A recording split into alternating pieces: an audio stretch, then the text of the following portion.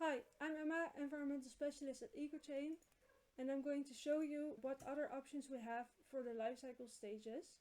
We have already made a video about the life cycles in the past, but in this video we're going to zoom in on one of the functionalities of this feature. As a recap, you can find the life cycles under the Life Cycles button in the left menu. I want to create a new life cycle, so I click on this button. And here I can fill out a name for my life cycle and a product that I want to attach to my life cycle. But today we are talking about the life cycle phases.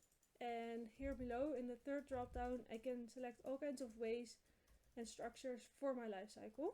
So first off, currently by default the standard 5 phases is selected.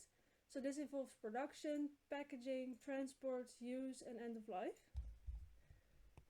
But I also have other options, so we have 3 phases. This only involves production, use and end of life, so transport is not taken into account.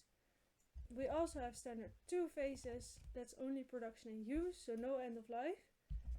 And finally, for the standard ones, we also have 7 phases. And this is a really detailed way of showing your product, so it really is about raw materials, transport, production, packaging, distribution, and use and end of life. And then, as a second option, we have another lifecycle feature, and this one is based on the standards of the EN 15804 and the bepalingsmethode. We have a really elaborate video on standards, so if you don't know what these are, if you want more information on them, I would recommend you check out that video. For people that actually are doing an LCA according to the EN 15804 or the bepalingsmethode, this is very useful because with one of these options you follow exactly the lifecycle structure of the EN 15804 and the bepalingsmethode.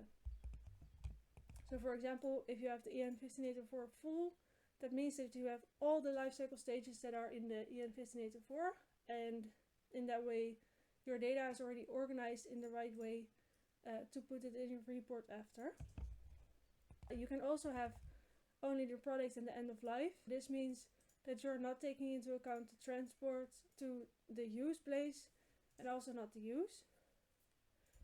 Then as a third option you also have the product split. So this is actually A1 until A3, so this is a life cycle that only goes cradle to gate, but then your data is already categorized in the right life cycle stage. And finally we have the EN 15804 full split, so this is a very elaborate version of the EN 15804, and you can use it if you want to really in a detailed way model this and do it according to the standard.